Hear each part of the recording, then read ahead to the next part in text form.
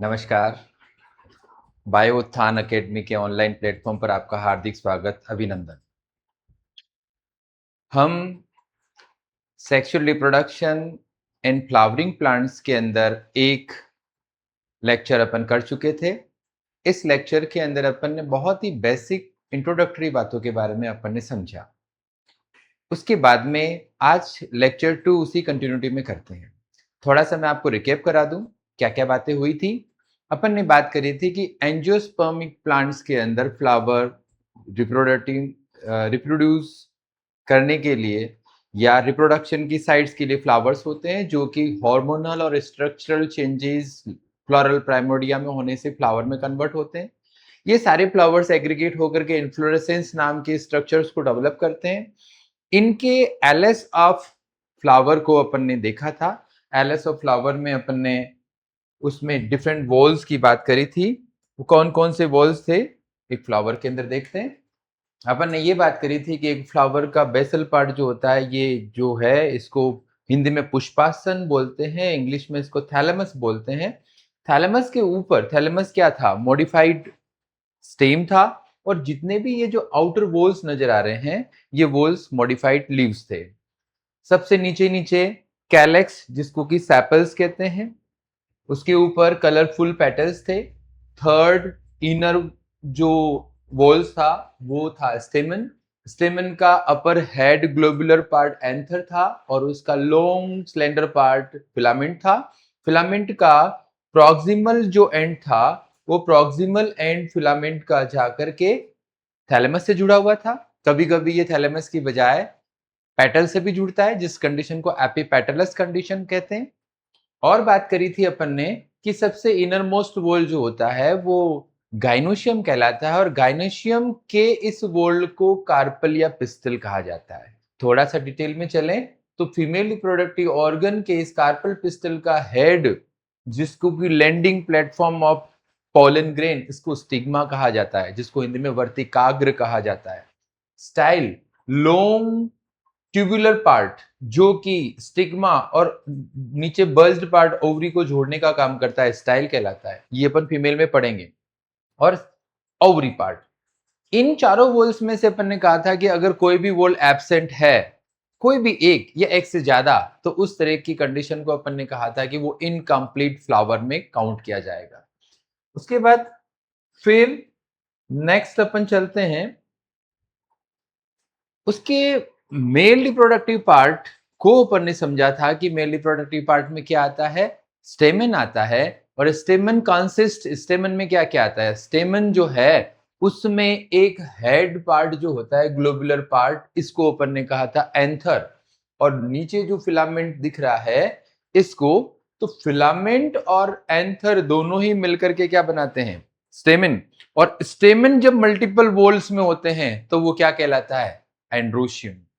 इस तरह से यहां पर अपन ने देखा कि ये जो एंथर है, इस एंथर के अंदर दो लोब हैं, जिसको अपन ने बोला था बाइलोब्ड।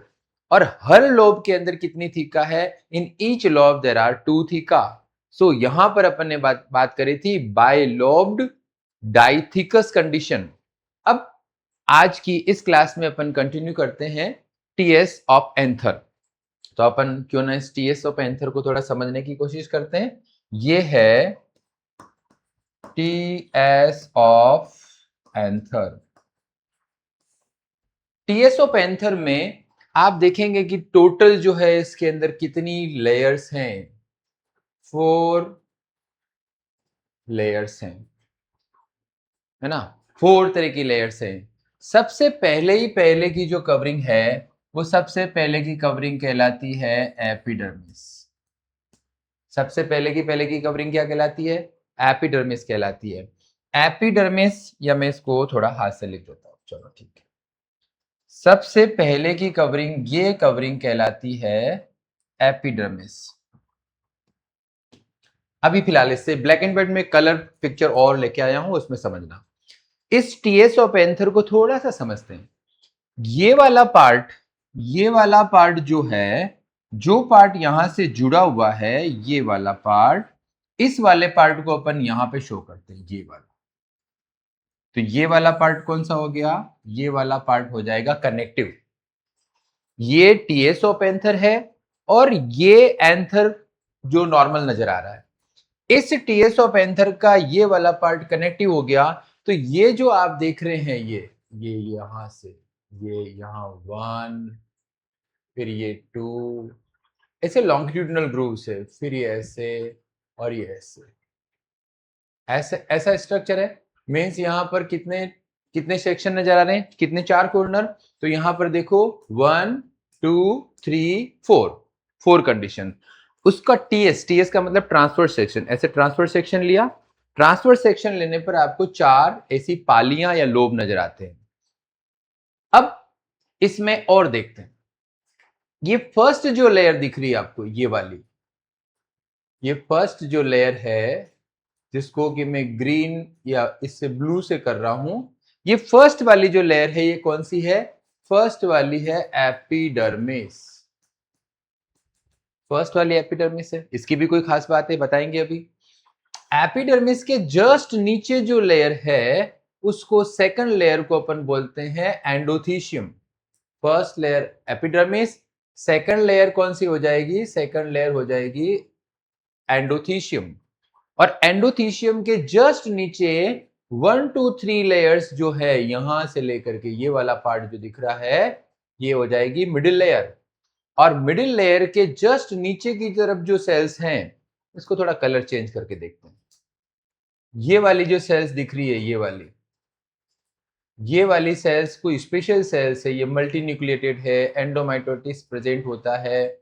ये वाली सेल्स कहलाती है टैपिटम। तो ओवरऑल टीएस ऑफ एंथर के अंदर आउटर मोस्ट जो लेयर होती है उसको एपिडर्मिस कहा जाता है। एपिडर्मिस के जस्ट नीचे एक लेयर होती है जिसको एंडोथीशियम कहा जाता है। एंडोथीशियम और एपिडर्मिस हमेशा ही रहने वाली लेयर्स हैं, चाहे एंथर यंग स्टेज में हो, चाहे एंथर मैच्योर स्टेज में हो। इस बात को थोड़ा सा गौर करना। क्वेश्चन ऐसा आ जाए कि यंग स्टेज में कितनी लेयर्स हैं, तो यंग स्टेज में टोटल 4 टाइप्स की लेयर प्रेजेंट होती है। How many types of layer are present in a young anther? 4 बताएंगे।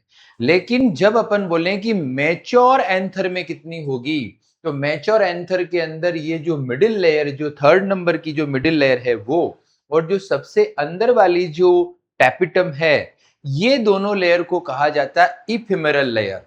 इफेमेरल लेयर का मतलब है कि डेवलपमेंट के दौरान ये न्यूट्रिशन देने में काम आ जाएगी और ये बाद में डिस्ट्रॉय हो जाएगी, खत्म हो जाएगी।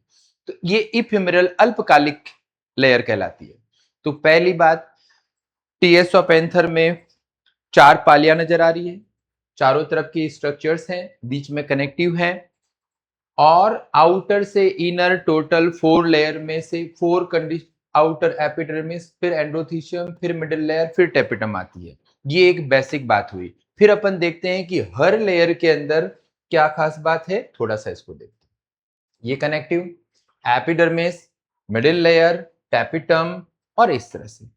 अब थोड़ा सा इसको समझने की कोशिश करते हैं। एंथर का जो स्ट्रक्चर है वो कैसा स्ट्रक्चर है? एंथर का स्ट्रक्चर कैसा है, मैं यहां लिखता हूं। एंथर का स्ट्रक्चर है टेट्रागोनल।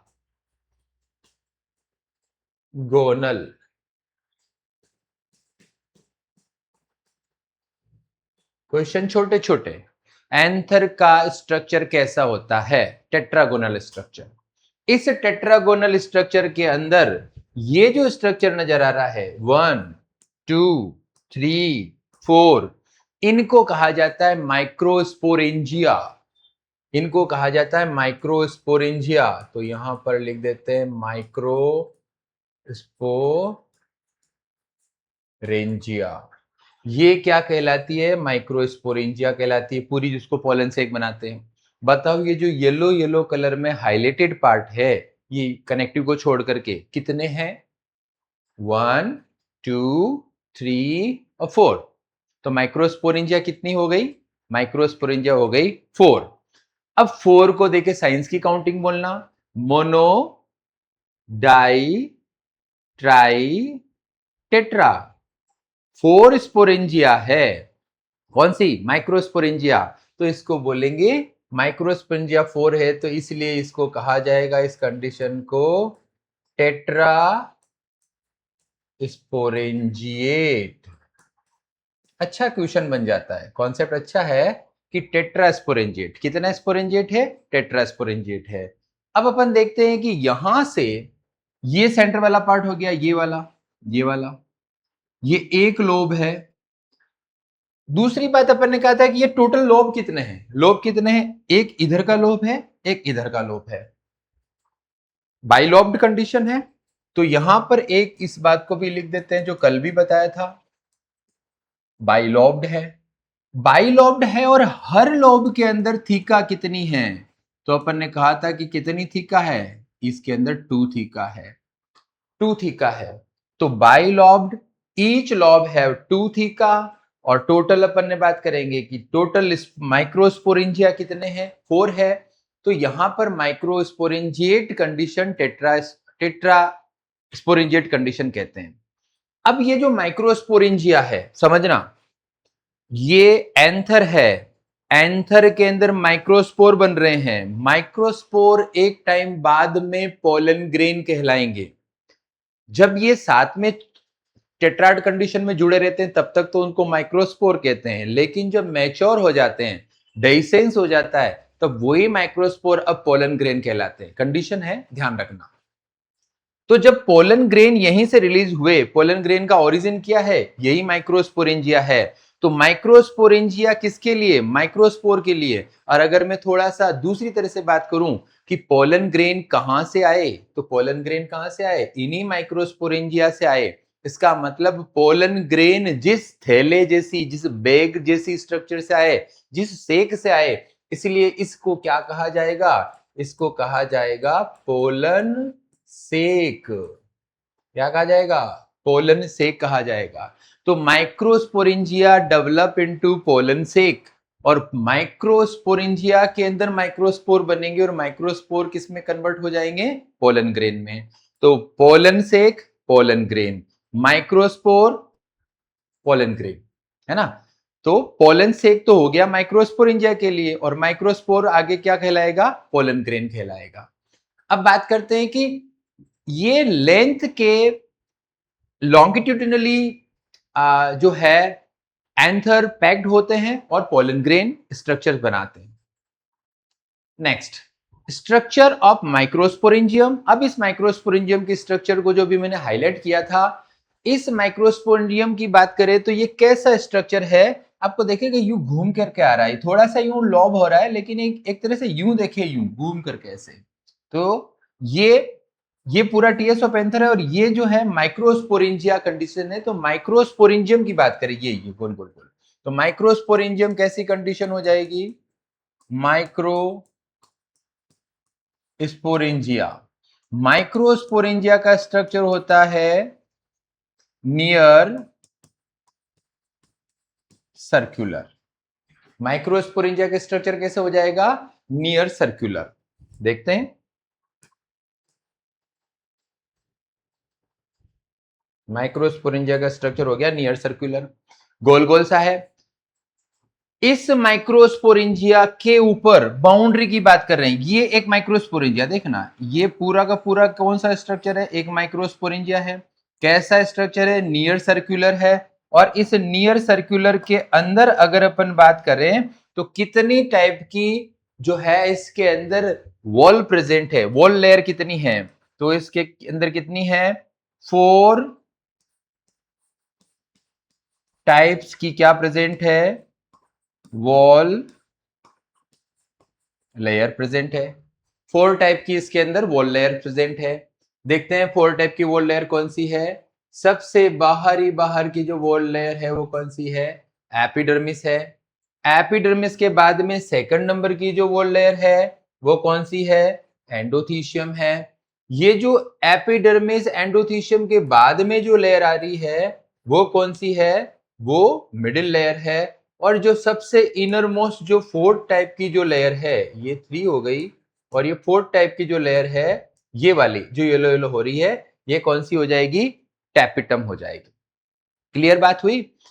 अब अपन यहां पर देखते हैं कि एपिडर्मिस कैसी लेयर है? एपिडर्मिस है आउटर मोस्ट लेयर। टैपिटम कौन सी है? टैपिटम है इनर मोस्ट लेयर। आई बात समझ में? टैपिटम तो सबसे इनर मोस्ट लेयर है, एपिडर्मिस सबसे आउटर मोस्ट लेयर है, पर एपिडर्मिस के जस्ट नीचे जो लेयर है उसको एंडोथीशियम कहते हैं। अब थोड़ी सी बात और समझते हैं। ये जो लेयर है एपिडर्मिस, एंडोथीशियम, मिडिल लेयर, ये जो लेयर है आउटर थ्री लेयर, इन आउटर थ्री लेयर का क्या रोल रहेगा? यहां पर मैं लिख देता हूं, ये 4 वॉल लेयर है, तो उनमें से आउटर, इन 4 में से आउटर थ्री लेयर जो होगी, आउटर थ्री लेयर, इन आउटर थ्री लेयर का जो वर्क होगा, फंक्शन होगा, वो क्या फंक्शन होगा? इनका फंक्शन होगा कि एक तो इनका फंक्शन की बात करें तो यहां कहेंगे फंक्शन पहला, इनका काम है प्रोटेक्शन। आई बात समझ में? कौन कौन सी? एपिडर्मिस, एंडोथीशियम और मिडिल लेयर, इन तीनों का प्रोटेक्शन। और साथ ही साथ दूसरा काम होता है डेहिसेंस। डेहिसेंस जिसको हिंदी में कहा जाता है एकदम से प्रकीर्णन, या एंथर फट करके वहां से माइक्रोस्पोर जो कि पोलन ग्रेन में डेवलप हुआ है उसको रिलीज करने का मैकेनिज्म, वहां से क्रैक से उनको बाहर निकालने का मैकेनिज्म क्या कहलाता है? डेहिसेंस कहलाता है। तो डेहिसेंस किसके लिए किया जाएगा? डेहिसेंस होगा किसके लिए? डेहिसेंस करेगा पोलन के लिए। क्या ये बातें आपको समझ में आई?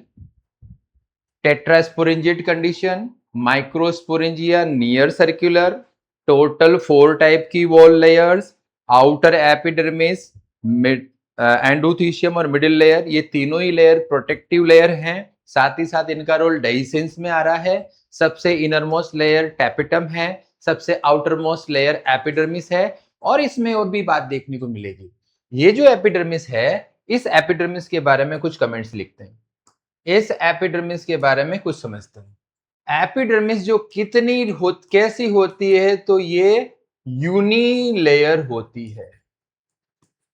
कि कितने लेयर की होगी? कि ये सिंगल एक लेयर प्रेजेंट होगी, इसमें एंटीक्लिनल डिविजन्स होंगे और पूरी की पूरी एक लेयर बना देगी।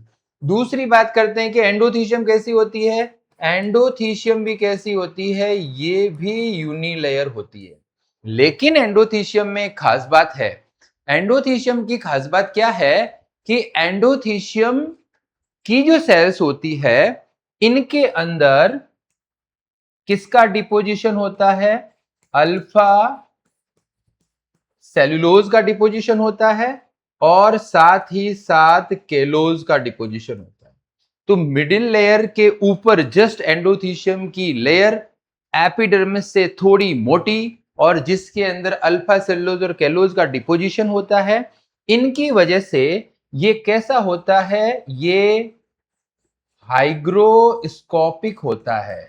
हाइग्रोस्कोपिक का मतलब होता है कि वाटर को क्या कर सकता है? मॉइस्चर को, वाटर को एब्जॉर्ब करके बाद में एक प्रेशर डेवलप होता है और उस प्रेशर से डेहिसेंस होता है। अब आपके माइंड में एक कॉन्सेप्ट और बिठा लो कि जहां जहां इस एंडोथीशियम के अंदर इनका डिपोजिशन होता है वो तो परफेक्ट है, लेकिन डेहिसेंस के लिए कुछ वीक पॉइंट छोड़े जाते हैं। और ये वीक पॉइंट कौन से होते हैं? जैसे यहां से यहां तक का जो एरिया हो गया, यहां से यहां तक का एरिया हो गया, यहां से यहां तक का एरिया हो गया, ऐसे जो एरिया हैं वहां पर ये जो डिपोजिशन की बात करें किसका? अल्फा सेलुलोज और केलोज का डिपोजिशन यहां पर क्या होता है? एब्सेंट होता है। तो जहां पर इसका डिपोजिशन अल्फा सेलुलोज और केलोज का डिपोजिशन एब्सेंट होता है, उस पार्ट को कहा जाता है स्टोमियम पार्ट। और स्टोमियम पार्ट का क्या रोल रहता है? स्टोमियम पार्ट जो है वो डेहिसेंस में हेल्पफुल है। स्टोमियम पार्ट क्या करेगा? डेहिसेंस के लिए वो रेस्पॉन्सिबल होता है। यहां तक की कुछ बातें समझ में आई। अब आगे आगे की बात समझते हैं। नेक्स्ट, एक उसमें कुछ बातें और है। टैपिटम, टैपिटम की बात भी समझ लेते हैं। टैपिटम के अंदर, टैपिटम सबसे इनर मोस्ट है। टैपिटम जो है वो टू टाइप की होती है, टू टाइप की होती है। एक टैपिटम होती है अमेबॉइड,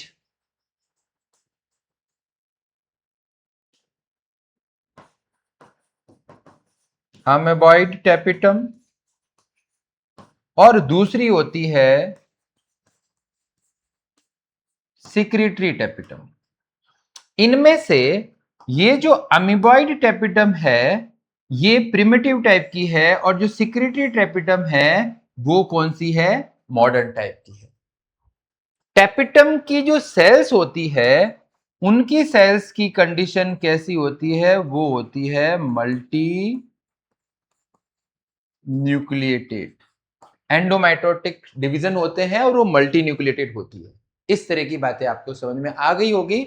और यहां टैपिटम और मिडिल लेयर जब नरिशमेंट देने का काम करेगी माइक्रोस्पोर मदर सेल का और माइक्रोस्पोर डेवलपिंग माइक्रोस्पोर का, तो जब मैच्योर कंडीशन में आएगी तो दोनों की दोनों क्या हो जाएगी? ये नष्ट हो जाएगी अपने आप को। इनके डेवलपमेंट के दौरान अपने आप को क्या करेगी? ये न्यूट्रिशन के लिए सेक्रीफाइस कर लेगी। अब बात करते हैं टैपिटम के जस्ट बिलो, थोड़ा सा इसको वापस बैक में समझ लेते हैं। टैपिटम के जस्ट बिलो, इसको समझ लो। टैपिटम के जस्ट बिलो यहां पर इसके अंदर जो सेल्स भरी पड़ी है, इन सेल्स की बात करते हैं। ये है स्पोरोजिनस टिश्यू। यहां पर ये कौन सा टिश्यू है? Sporogenous tissue. बात समझ में आई? टैपिटम, टैपिटम के अंदर कौन सा है? Sporogenous tissue. ये बहुत और भी डिटेल में जाते हैं तो शुरू शुरू में किस तरह से आर्किस्पोरियल सेल होती है, उसमें पेरिक्लिनल डिवीजन होते हैं, एपिडर्मल सेल्स, देन स्पोरोजिनस, फिर उसके अंदर बहुत एक डेवलपमेंट प्रोसेस है। फाइनली कंक्लूजन के तौर पर अपन ये बात करें कि सबसे अंदर ही अंदर का जो टिश्यू है वो स्पोरोजिनस टिश्यू कहलाता है।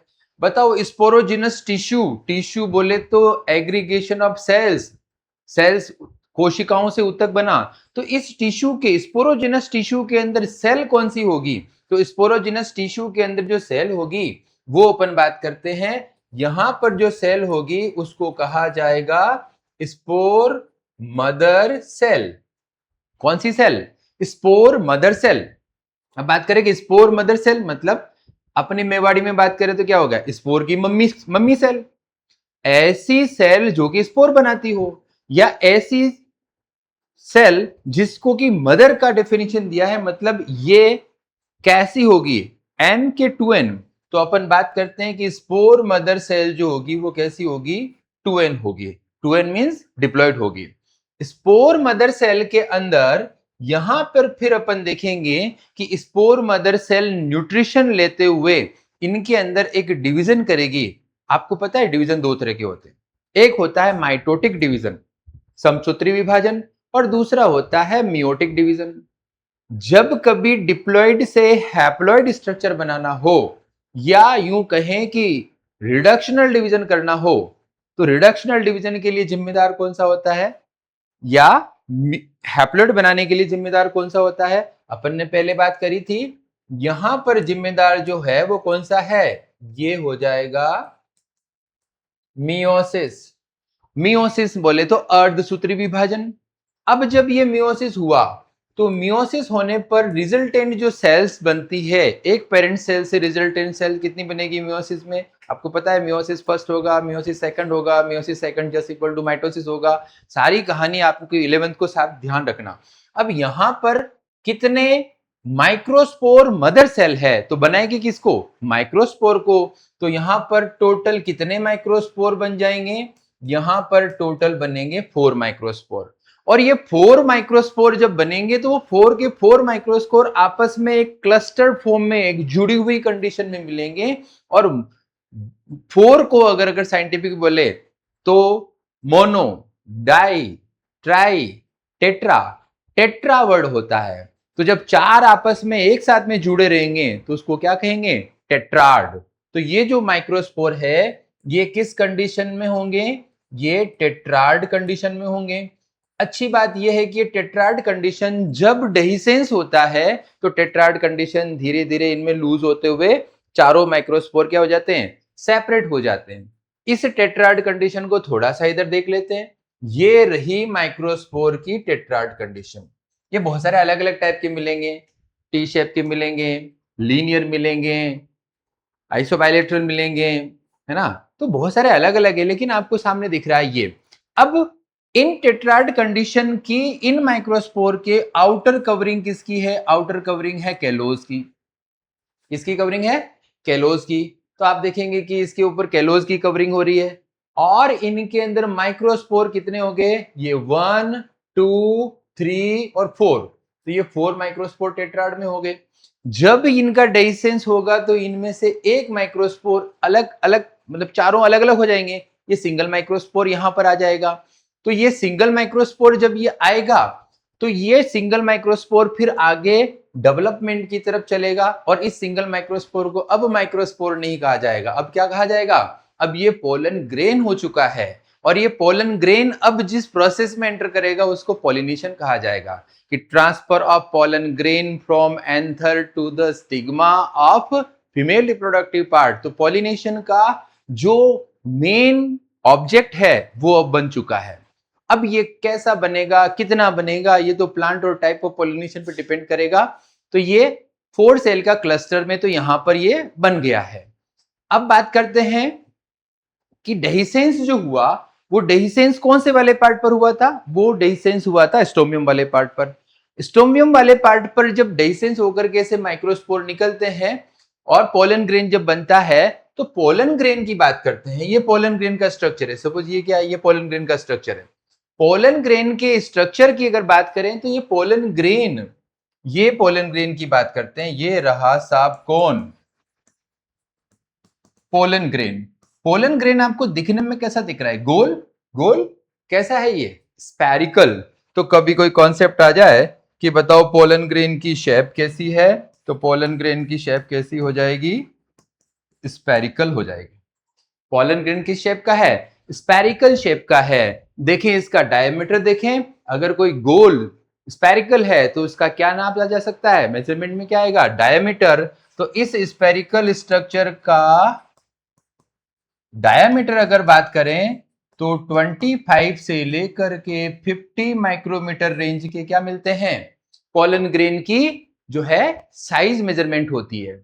थोड़ा सा और समझें, इस पोलन ग्रेन की इस साइज के स्ट्रक्चर में ये जो कवरिंग होती है ये क्या है? ये इसकी सेल मेम्ब्रेन है। आउटर कवरिंग जो है सेल मेम्ब्रेन है। अंदर क्या भरा हुआ है? अंदर साइटोप्लाज्म है। और इस साइटोप्लाज्म में क्या मौजूद है? इस साइटोप्लाज्म के अंदर एक न्यूक्लियस मौजूद है।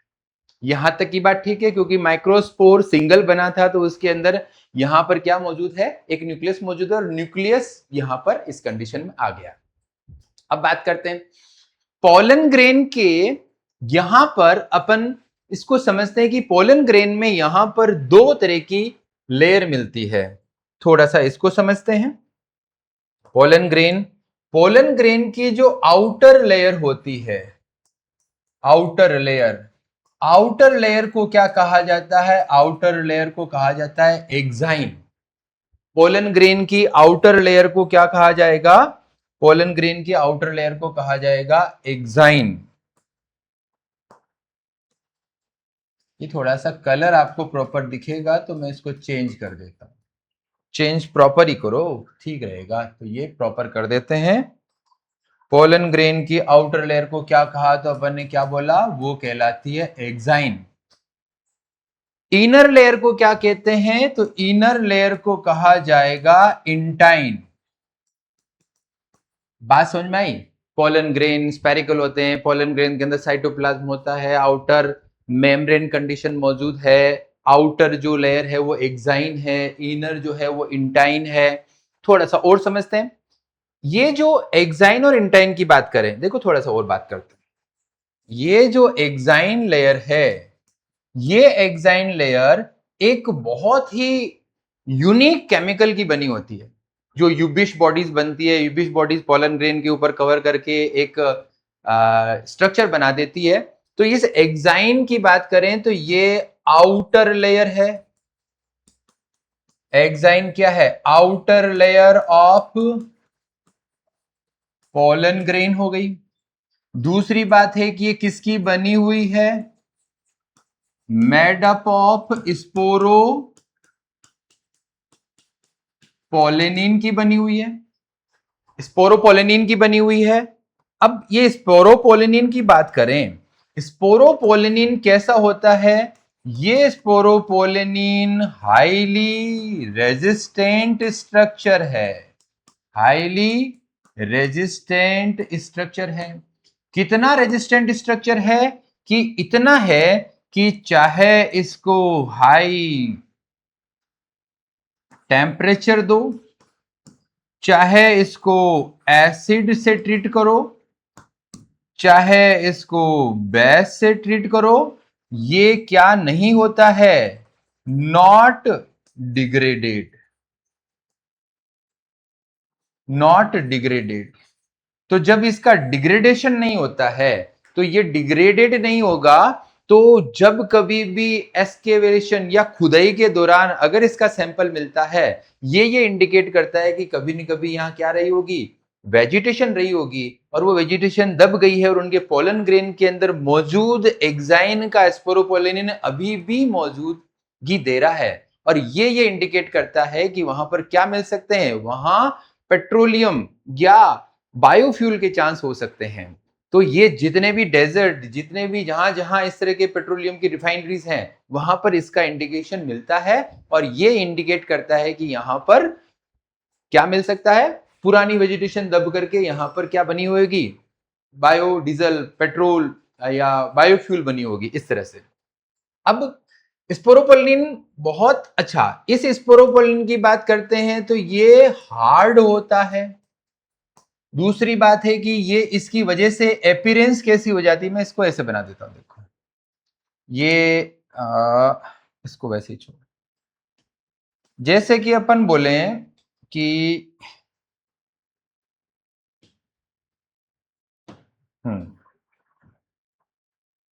हार्ड होगा, ये डेकोरेटेड स्ट्रक्चर बना देता है। हार्ड होने के साथ साथ वो आउटर स्ट्रक्चर कैसा बना देगा? डेकोरेटेड स्ट्रक्चर बना देगा। इस डेकोरेटेड स्ट्रक्चर की बात करें तो हर प्लांट स्पीसीज के पोलन ग्रेन का जो एक्साइन होता है बड़ा यूनिक होता है। इसलिए इसकी वैल्यू कैसे हो जाएगी? ये टेक्सोनॉमिकली बड़ा क्या है? ये इंपॉर्टेंट है। किसी भी प्लांट स्पीसीज की टेक्सोनॉमी की बात करते हैं तो इस पोलन ग्रेन के आउटर लेयर एक्साइन जिसमें कि स्पोरोपोलिनिन है के वजह से ये यूनिक है, और ये टेक्सोनॉमिकली इंपॉर्टेंट कैरेक्टर किसी प्लांट के लिए कहा जाता है। इसकी बड़ी यूनिक डिजाइन होती है, बड़ी यूनिक पैटर्न्स होते हैं। अब बात करते हैं आगे, नेक्स्ट देखते हैं। जैसे कि अपन बात करें कि ये क्या है? ये पोलन ग्रेन का ये पार्ट हो गया इंटाइन। फिर कौन सा है कि ये साहब, ये फर्स्ट, सेकेंड, थर्ड। तो ये क्या हो गया? ये हो गया एक्साइन। तो ये वाला इनर वाला पार्ट क्या हो जाएगा? इनर वाला पार्ट हो जाएगा इंटाइन। एक्साइन की कहानी तो अपन को पता चल गई, एक्साइन की कहानी पता चल चुकी है, लेकिन इंटाइन की बात अभी बाकी है। ये जो इंटाइन होता है, ये इंटाइन किसका बना होता है? Intine is made up of pectin. और किसका बना होता है? सेल्यूलोज का बना होता है। पैक्टीन का और सेल्यूलोज का बना होता है। पैक्टीन और सेल्यूलोज वो सब्सटेंसेस होते हैं जिसकी वजह से ये कैसा अपीयरेंस आएगा? ये सॉफ्ट अपीयरेंस होगा, ये डेलिकेट स्ट्रक्चर बनाएगा। और फ्यूचर में जब पोलन ग्रेन का जब जर्मिनेशन होगा, तब यही इंटाइन बाद में किस में डेवलप हो जाएगा? यही इंटाइन बाद में पोलन ट्यूब में कन्वर्ट हो जाएगा। तो अच्छा क्वेश्चन ये बन जाता है कि pollen tube is made up of, pollen tube किसकी बनी हुई है? Pollen tube is made up of pectocellulose, क्योंकि पोलन ट्यूब की जो ग्रोथ होती है वो इंटाइन वाले पार्ट से होती है। हाँ, पोलन ट्यूब कौन से लेयर से बनती है? इंटाइन लेयर से बनती है। ये बात भी समझ में आ गई। अब अगली बात ये है कि ये जो स्ट्रक्चर्स आपको थोड़ी जगह जहां पर स्पोरोपोलेनिन का जो है डिपोजिशन, स्पोरोपोलेनिन का डिपोजिशन जिस जगह एब्सेंट है, तो जिस जगह स्पोरोपोलेनिन का डिपोजिशन एब्सेंट है उस वाले जगह को क्या कहा जाता है? उस जगह को कहा जाता है जर्म पोर। क्या कहा जाता है? जर्म पोर। और अगर जर्म को पोर की बात करते हैं तो जो डाइकोट प्लांट होते हैं उनके अंदर जर्म पोर के नंबर कितने होते हैं? 3, जो आपको दिख रहा है यहां पर। ये जर्म पोर है 1, ये यहां पर बात करें ये 2, और यहां पर बात करें तो ये 3 जर्म पोर होते हैं। डाइकोट के अंदर कितने होते हैं? 3 जर्म पोर मौजूद होते हैं। इसलिए इसको क्या कहा जाएगा? इसको कहा जाएगा ट्राइकोल्पेट पोलन ग्रेन।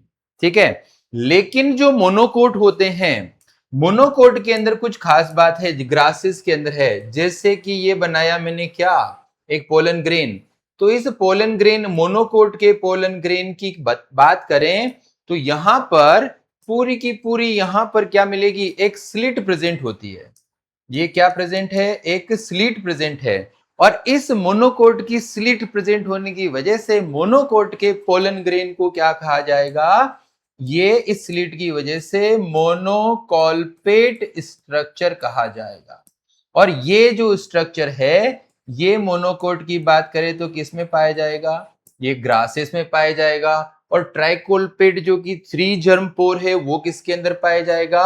वो डाइकोट के अंदर पाया जाएगा। जिस डाइकोट की बात कर रहे हैं, जो मेन टिपिकल एंजियोस्पर्म जिसपे सारी बातें हो रही है, वो कौन सा प्लांट है? कैप्सेला है। आई थिंक यहां तक आपको ये सारी बातें समझ में आई होगी।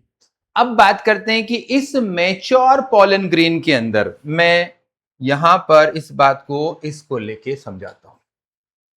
ये जो स्ट्रक्चर है मैच्योर पोलन ग्रेन के अंदर, ये रहा mature pollen grain. Mature pollen grain के अंदर आप देखेंगे कि 2 तरह की सेल प्रेजेंट होती है। ये रहा mature pollen grain,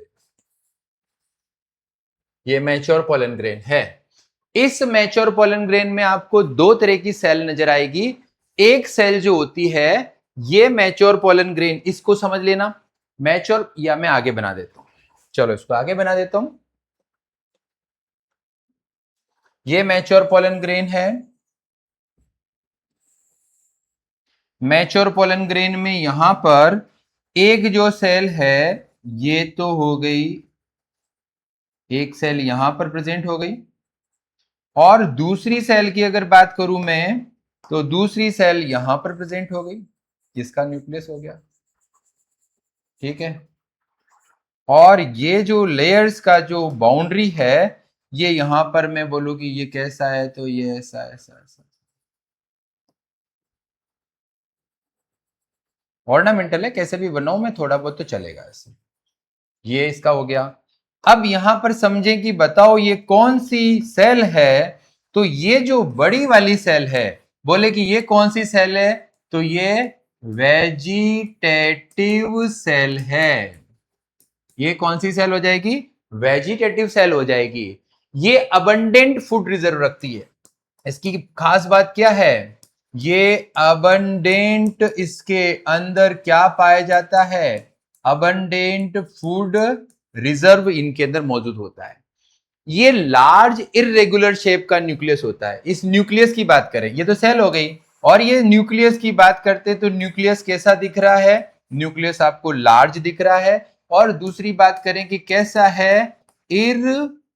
irregular shape का न्यूक्लियस है, इररेगुलर शेप का न्यूक्लियस है। दूसरी वाली सेल की अगर बात करें तो दूसरी वाली सेल कौन सी टाइप की सेल है? इसको कहा जाता है जनरेटिव सेल। दूसरी वाली जनरेटिव सेल है। देखो ये जनरेटिव सेल कैसी है? ये जनरेटिव सेल पहली बात दिखने में आपको कैसी दिख रही है? ये बड़ी है, ये छोटी है, तो जनरेटिव सेल पहली कमेंट क्या हो जाएगा? जनरेटिव सेल छोटी होती है, स्मॉल होती है, और कहां पर? तो ये फ्लॉट करती है।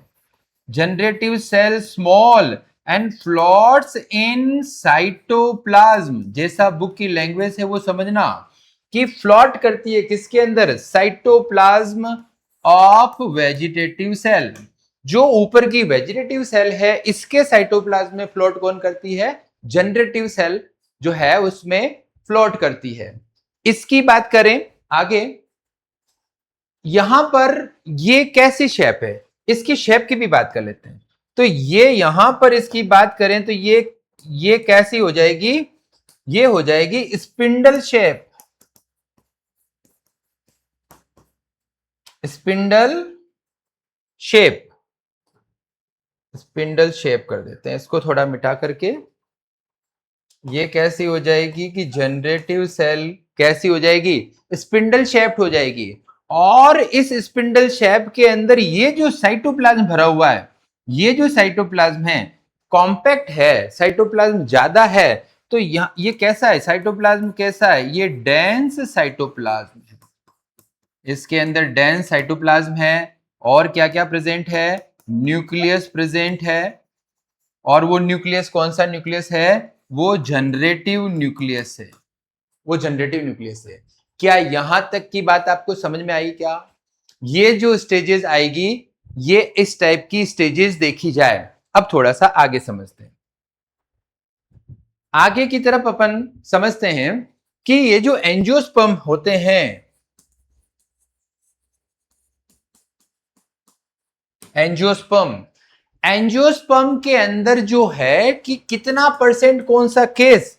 तो एंजियोस्पर्म में अपन बात करें कि जो 60% जो एंजियोस्पर्म होते हैं उनके अंदर अभी जो बात करी वो कैसी स्टेज में पाई जाती है? एंजियोस्पर्म के अंदर 60% में वो होती है टू सेल। कौन कौन सी टू सेल?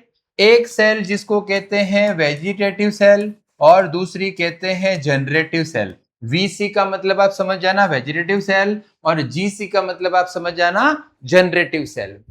अब बात करते हैं कि ये जो जनरेटिव सेल है, ये अब दूसरी कंडीशन अपन देखते हैं कि ये जो रिमेनिंग जो है 60% तो ये हो गया फर्स्ट वाला, लेकिन जो रिमेनिंग कितना? रिमेनिंग बात करें तो 100 माइनस 60, रिमेनिंग कितने हो गए बताओ? 100 में से 60 गए। हाँ साहब बताओ भाई वालों, 100 में से 60 गए तो कितने हो जाएंगे? यस 40%। तो इन 40% की क्या कहानी है? 60% बोल दिया बच्चे, 40% का क्या हुआ? इन 40% के अंदर क्या होगा कि ये जो जनरेटिव सेल है, कौन सी सेल? ये जो जनरेटिव सेल है, समझना इस बात को, ये जो जनरेटिव सेल है, इस जनरेटिव सेल में एक डिवीजन होगा। और वो डिवीजन कौन सा होगा? Mitotic division. माइटोटिक मतलब अपन हिंदी में बोले तो कौन सा? हिंदी में बोले तो समसूत्री विभाजन। तो यहां पर माइटोटिक डिवीजन होगा। अरे बताओ, माइटोटिक डिवीजन होने पर 4 सेल बनेगी कि 2? How many cell progeny cells will be formed after mitotic division? Yes, इसमें बनेगी टोटल कितनी? 2। तो जब जनरेटिव सेल के अंदर बनेंगी तो यहां पर अब जो है ये यहां पर 2 गैमेट बन जाएंगे। और वो 2 गैमेट कौन से होंगे? अरे ये तो मेल के पार्ट की बात कर रहे हैं, तो वो कौन से गैमेट होंगे? 2 मेल गैमेट बनेंगे। थोड़ा काउंट करके देख लेते हैं। यहां पर ये इसको मैं ऐसे कर देता हूं, बॉर्डर बना देते साहब, थोड़ा अलग अलग कर देते हैं, कोई कंफ्यूजन नहीं रहेगा। देखना कि यहां पर अब ये जो 40% है वो कितनी सेल्ड कंडीशन है? 40% 3 सेल्ड कंडीशन हो जाएगा।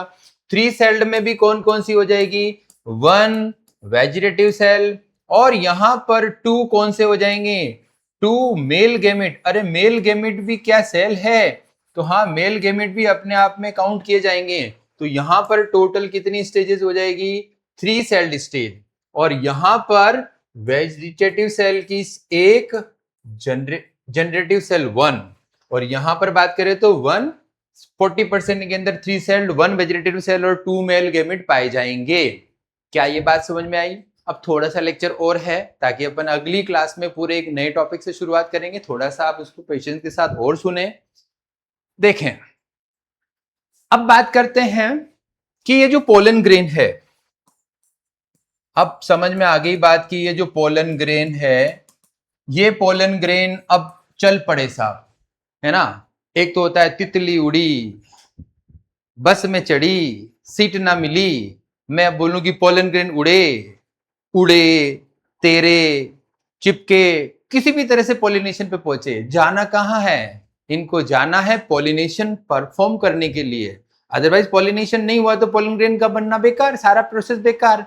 क्योंकि फ्लावर ने किस लिए बनाया? इनको बनाया गया कि जाओ आप मेल गैमेट हो, आपको फर्टिलाइज होना है, आपको ये जीन्स ले जाने हैं और नए प्लांट को बनाना है। अब पोलन ग्रेन टारगेट के लिए निकल पड़े साहब। पोलन ग्रेन पॉलिनेशन के लिए चल रहे हैं।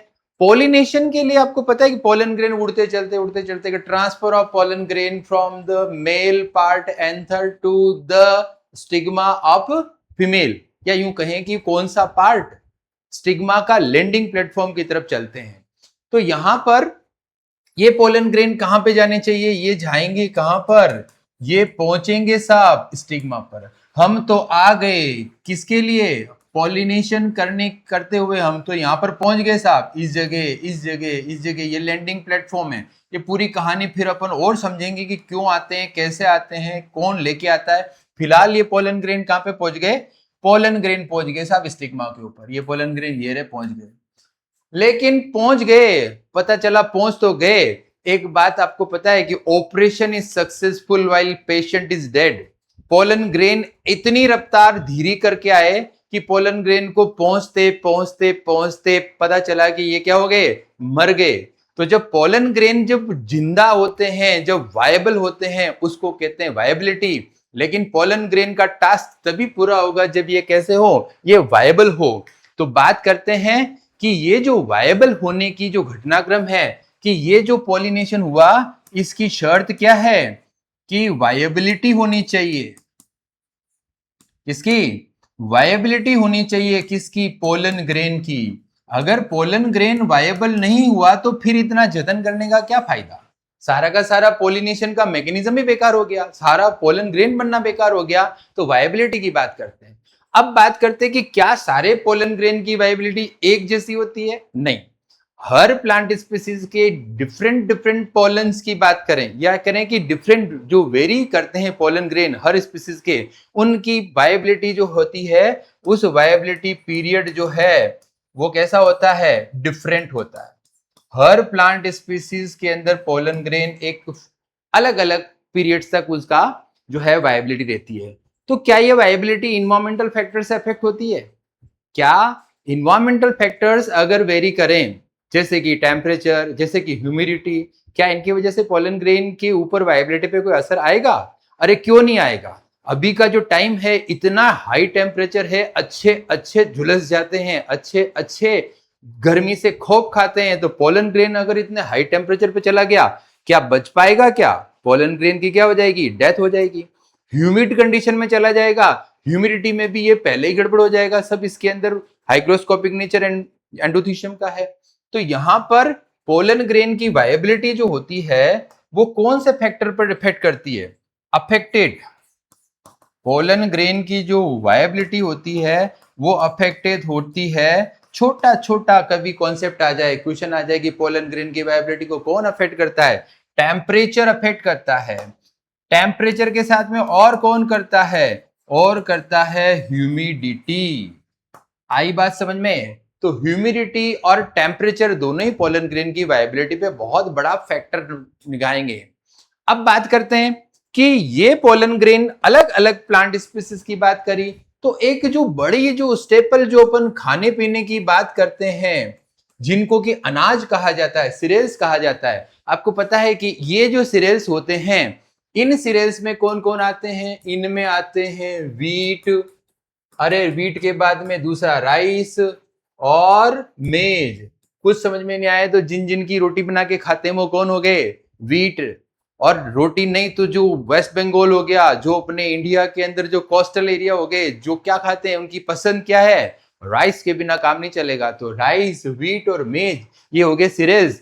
इन सीरियल्स की पोलन ग्रेन की बात करें, सीरियल्स के अंदर जो मौजूद पोलन ग्रेन है, इन पोलन ग्रेन की क्या, अरे इन पोलन ग्रेन की वायबिलिटी की बात करें, कितनी होगी रही, इनकी पोलन ग्रेन की वायबिलिटी कितनी हो जाएगी, 30 मिनट्स की होगी। आधे घंटे का टाइम है, आधे घंटे में पहुंच गए तो ठीक, बाकी क्या हो जाएंगे, खत्म हो जाएंगे। जैसे कई बार अपन कहते हैं ना कि ऑर्गन ट्रांसप्लांटेशन के लिए ग्रीन कॉरिडोर बनाया जाता है, अगर नेचर ने भी इनको फास्ट नहीं पहुंचाया तो वो सब बेकार।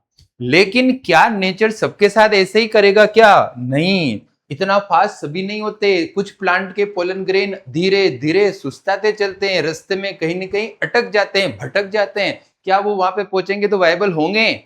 हाँ, इसके लिए भी नेचर ने कहा है, नेचर सबके साथ है, इनके साथ में भी है और उनके साथ में भी है जो काफी डिले होके चलते हैं। क्यों ना अपन उनकी भी बात करें, कौन कौन से ऐसे हैं जो डिले, लुढ़कते, भटकते, ऐसे जाने वाले कौन कौन से होते हैं? तो इनमें एक प्लांट फैमिली है जिसको कहते हैं लेग्यूमिनेसी। एक बात आप ध्यान देना, जब जब कभी भी आपने यहां पर, जब जब कभी भी आपने प्लांट फैमिली को लिखा होगा, तब प्लांट फैमिली में आपने लिखा होगा CEAE। ये एक ऐसी प्लांट फैमिली है जिसके पीछे SEAE लिखा हुआ है, लेग्यूमिनेसी हो गया। लेग्यूमिनेसी के अलावा और कौन सा है, अरे रोजेसी, रोजा इंडिका, जो फ्लावर रोजा की है, या गुलाब की फैमिली कौन सी होगी, रोजेसी। और एक तीसरी फैमिली का और नाम बताना, तो ऐसी फैमिली जिसके अंदर पूरी सब्जियों का राज भरा पड़ा है, जो हर सब्जी में जिसकी उपस्थिति उसकी स्वाद बढ़ा देती है। कौन सा, पटेटो। अरे बोलो, पटेटो की कौन सी फैमिली? हाँ साहब, थोड़ा सोच के बताओ। पटेटो की फैमिली हो जाएगी, पटेटो फैमिली जिसको कहा जाता है वो है सोलेनेसी। तो आप देखो कि लेग्यूमिनेसी, रोजेसी, सोलेनेसी, इनके पोलन ग्रेन की जो वायबिलिटी होती है वो 30 मिनट्स की नहीं होती है। ये कहां तक हो सकती है, ये सेवरल मंथ्स की होती है। तो आज की क्लास का जो टाइम है वो मुझे लगता है इतना ही ठीक रहेगा। आपने आज पोलन ग्रेन के बारे में और मेल रिप्रोडक्टिव ऑर्गन्स के बारे में आपने पढ़ा। ये प्लांट का बहुत बेसिक और बड़ा इंपॉर्टेंट टॉपिक चल रहा है। अब अपन देखेंगे कि क्या ये पोलन ग्रेन काम के हैं कि नहीं है। तो पोलन ग्रेन काम के भी हैं। इनकी इकोनॉमिक इंपॉर्टेंस क्या है, क्या इनको कोई एथलीट्स खा ले, क्या कोई हॉर्स रेस वाले खा ले तो क्या होगा, क्या इन पोलन ग्रेन की कोई वैल्यू है, क्या पोलिनेशन के अलावा भी कोई इन्वायरमेंट में इनका रोल है। इन सब बातों को अपन कब डिस्कस करेंगे, इन सब बातों को अपना लेक्चर सीरीज नंबर 3 जो आने वाला है, अगली class, sexual reproduction in flowering plant by Biothon academy by doctor NR Keer sir. आपसे बस इतनी सी गुजारिश है, मैं अपना पूरा 100% आपको समझाने में लगा दूंगा, लेकिन आप इस क्लास को उन दूर दराज या उन टारगेट्स तक पहुंचाने के लिए अपना प्रयास करना कि जो बायोलॉजी के स्टूडेंट्स हैं, जो बायोलॉजी में बढ़ना चाहते हैं और शायद मैं उनके निमित्त कुछ उनको समझा पाऊं ऑनलाइन प्लेटफॉर्म पर, बस उन तक मेरा मैसेज पहुंचा देना। और इसके लिए जिस भी प्रयास से आप ये काम, पुण्य काम करें, वो आपके लिए एक साधुवाद होगा। आज की क्लास के लिए बस इतना ही। बहुत बहुत धन्यवाद। Thank you.